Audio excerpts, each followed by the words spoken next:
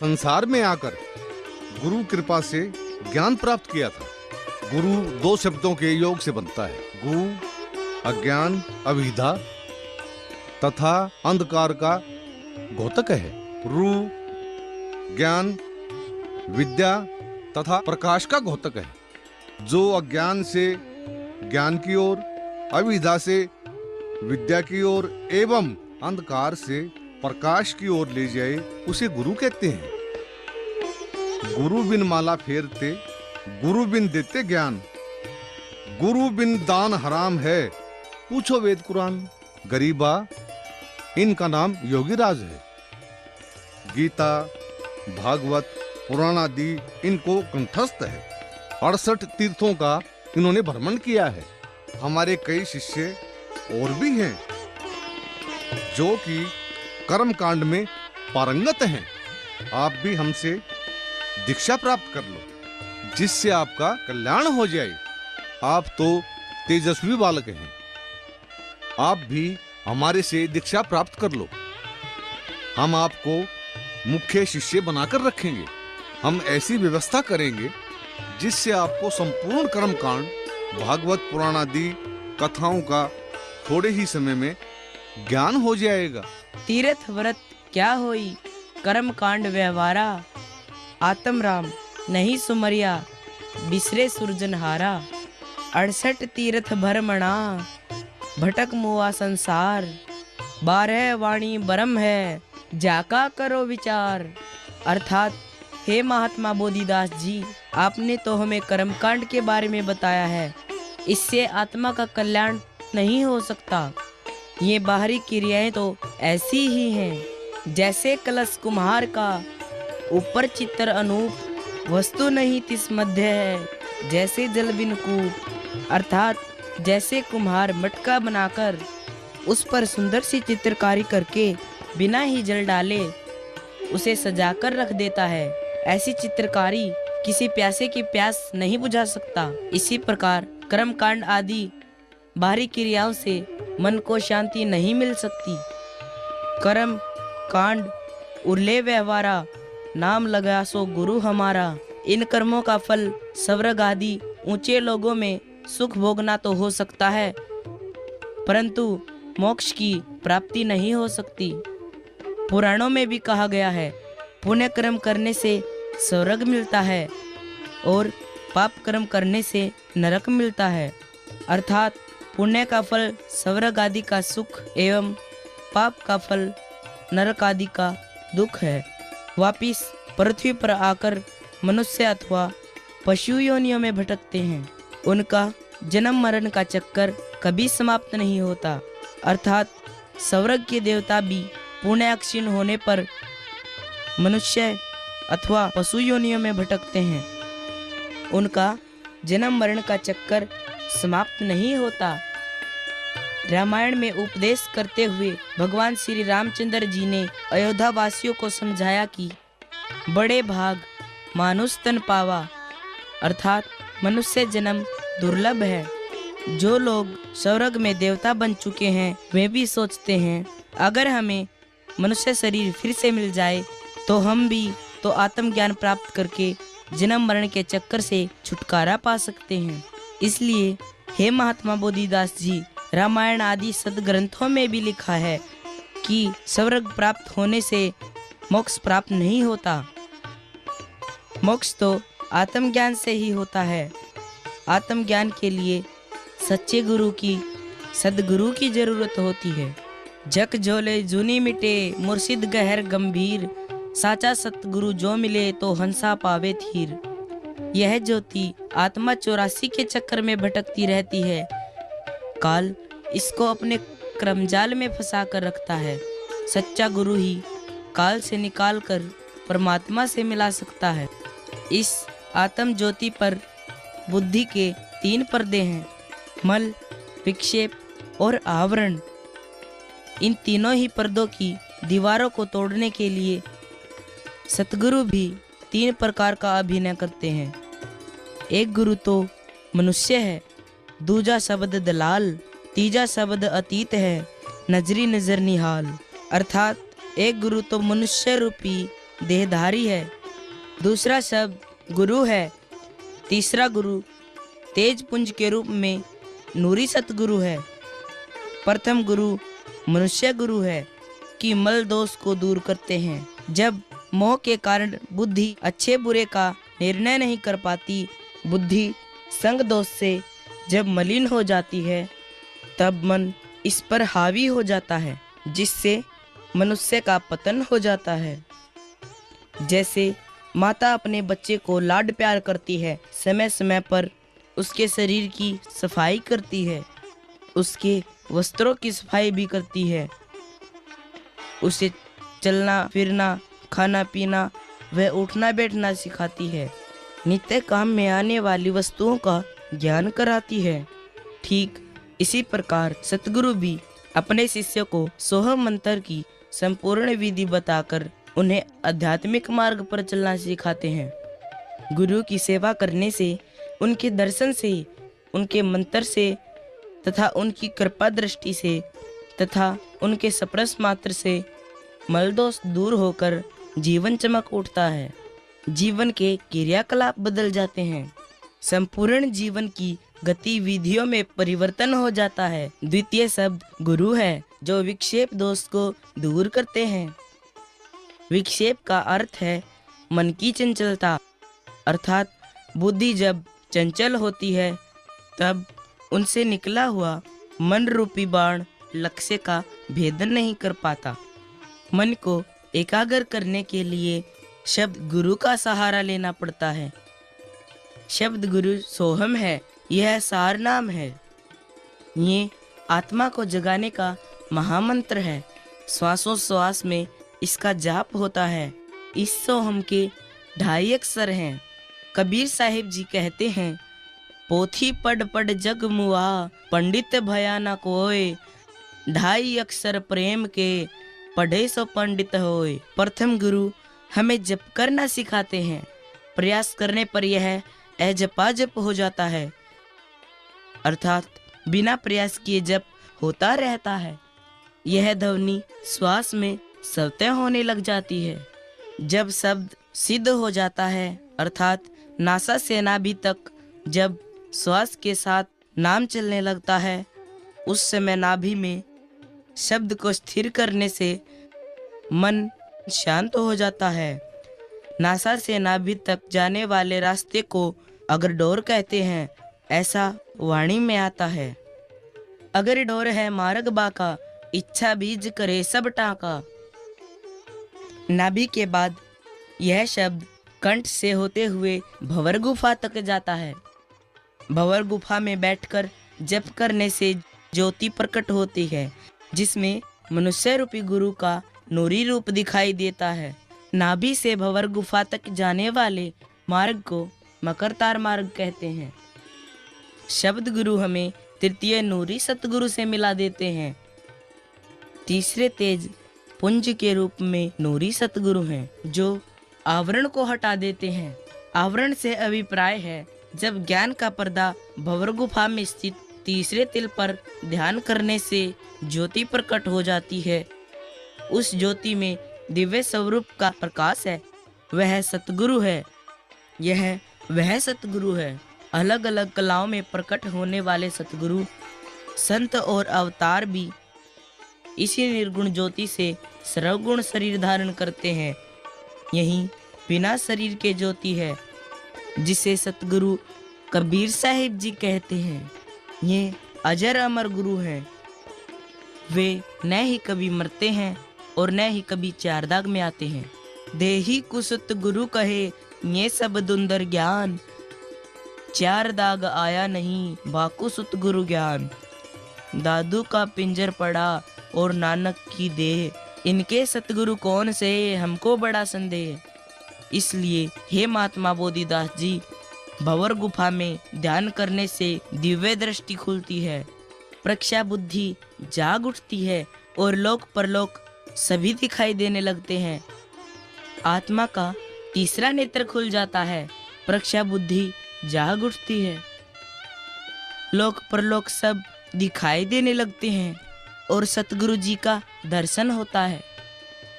ये वही सतगुरु है जो अंतिम दीक्षा देते हैं। सतगुरु जी के सोहम मंत्र के बाद की दीक्षा है। सोहम ऊपर और है, सत सुकृत एक नाम, सब हंसों का वंश है, सुन बस्ती नागाम। यह वह मंत्र है जिससे सृष्टि पैदा हुई थी। यह मंत्र सृष्टि के कण कण में व्यापक है। इसको अनहद परम नाद कहते हैं तथा ध्वनात्मिक नाद भी कहते हैं। सत्य नाम अर्थात सच्चा नाम भी कहते हैं और इसी को ओम नाम प्यारा भी कहते हैं। सबसे पहले परमात्मा से यही नाम प्रकट होता है। गरीब अवगत से ओम भया नाभि से कमला भया ब्रह्मा का वैराग। गरीब ब्रह्मा से ती उपजा देते हैं कली माही, तीहू देवा शाखा भय अक्षय वृक्ष छाही। इसी को परमात्मा का पहला संकल्प भी कहते हैं। निर्गुण कला में कल्प होए, कल्प भय तीहू देवों में जग भया, सतगुरु कहा भेव। सृष्टि के सर्वप्रथम रचयिता इसी परमनाद ओम की साधना करने को कबीर साहिब जी कहते हैं कि साधो शब्द साधना कीजिए, ये शब्द से प्रकट भय, सब सोई शब्द गाही लीजिए। इसी परमनाद ओम को पकड़ने के लिए या खोजने के लिए कहा है ओम ध्वनात्मक नाद है। इसका जाप नहीं करना होता, जाप तो सोहम का करना होता है। ये तो अनहद नाद है जिसे ध्यान से सुना जाता है। इसे सुन सुनकर आत्मा परमात्मा में लय हो जाती है।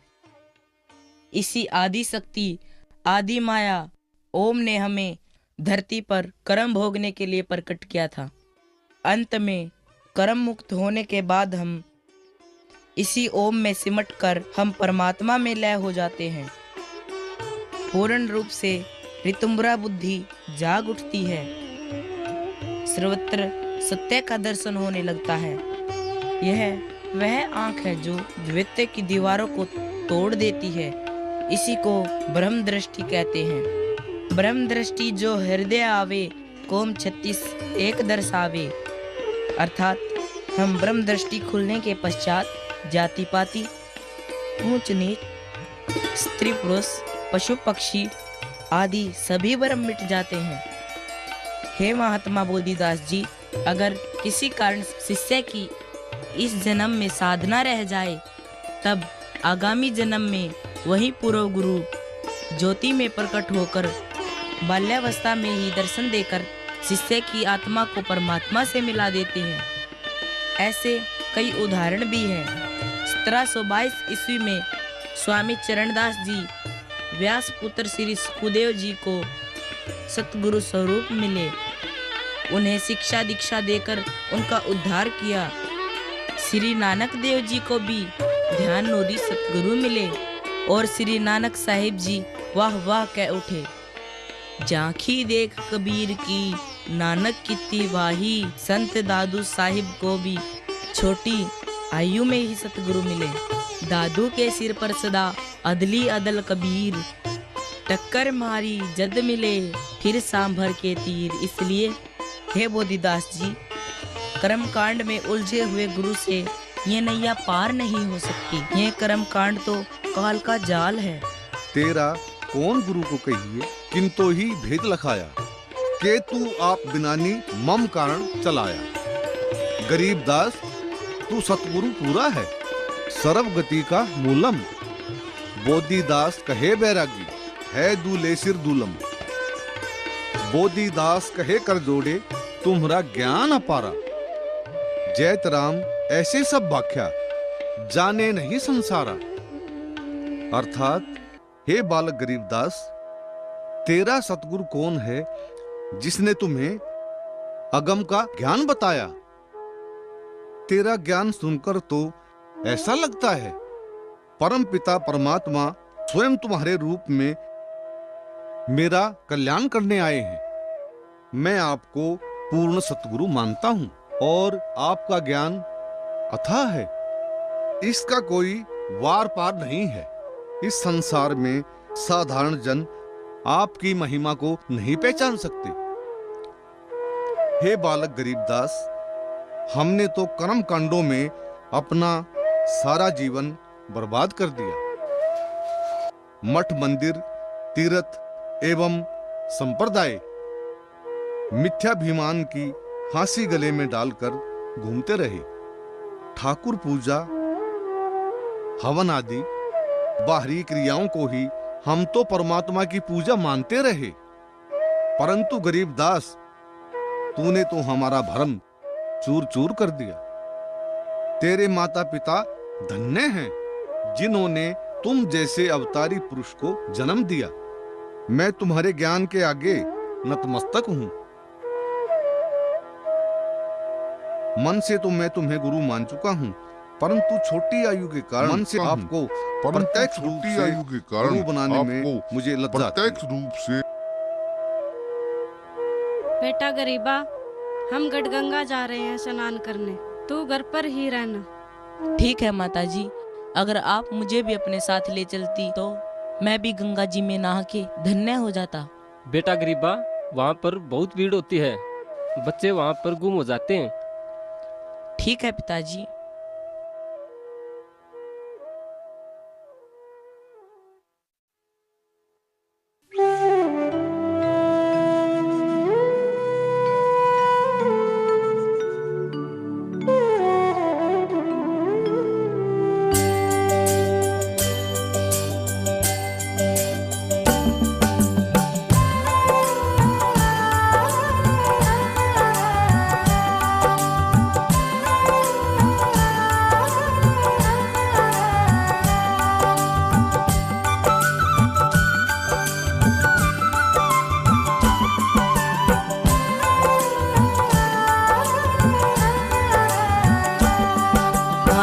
गुरु दीनी दुर्लभ एक जड़ी, मारे सत्य गुरु दीनी दुर्लभ एक जड़ी, मारे सतगुरु दीनी दुर्लभ एक जड़ी, मारे सतगुरु दीनी दुर्लभ एक जड़ी।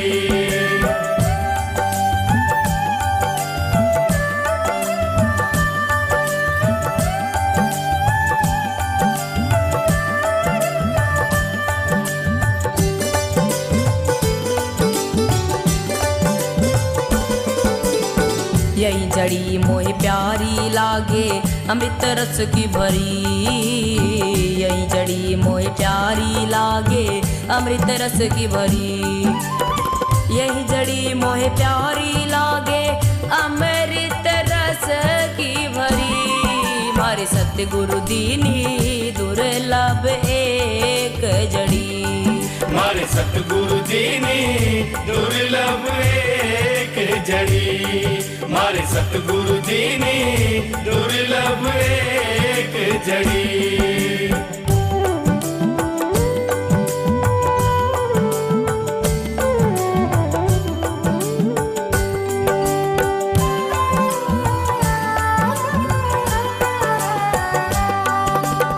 काया नगर में अजब सा बंगला वहाँ पर गुप्त धरी, काया नगर में अजब सा बंगला वहाँ पर गुप्त धरी, काया नगर में है अजब सा बंगला वहाँ पर गुप्त धरी, मारे सत्य गुरु दीनी दुर्लभ एक जड़ी, मारे सतगुरु दीनी दुर्लभ एक जड़ी, मारे सतगुरु दीनी दुर्लभ एक जड़ी।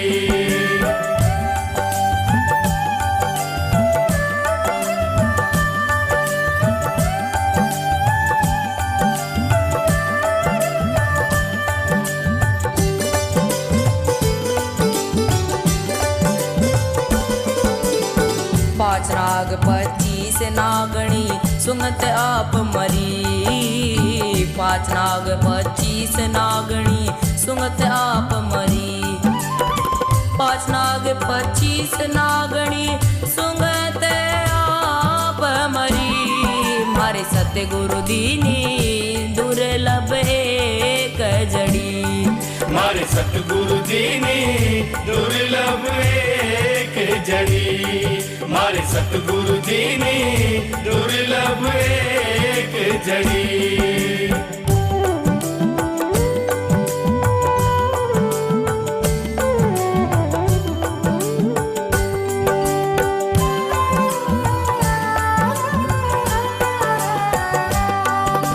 कहत कबीर सुनो भई साधो ले परिवार तेरी, कहत कबीर सुनो भई साधो ले परिवार तेरी, कहत कबीर सुनो भई साधो ले परिवार तेरी, मारे सतगुरु दीनी दुर्लभ एक जड़ी, मारे सतगुरु दीनी दुर्लभ एक जड़ी, मारे सतगुरु दीनी दुर्लभ एक जड़ी।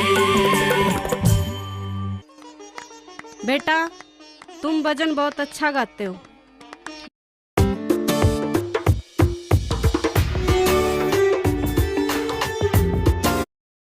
तुम भजन बहुत अच्छा गाते हो। ये लो 1 रुपया।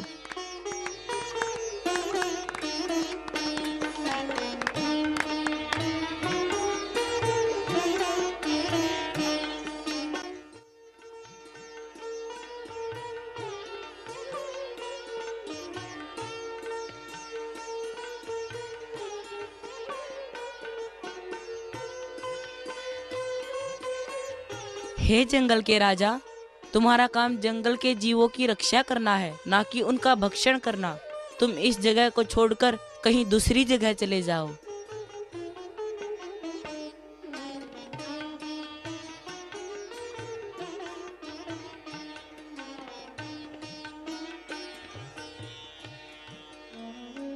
बेटा बेटा हम तो गंगा में नहाकर धन्य हो गए। माताश्री, अगर आप मुझे भी साथ ले चलती तो मैं भी गंगा जी में नहा के धन्य हो जाता।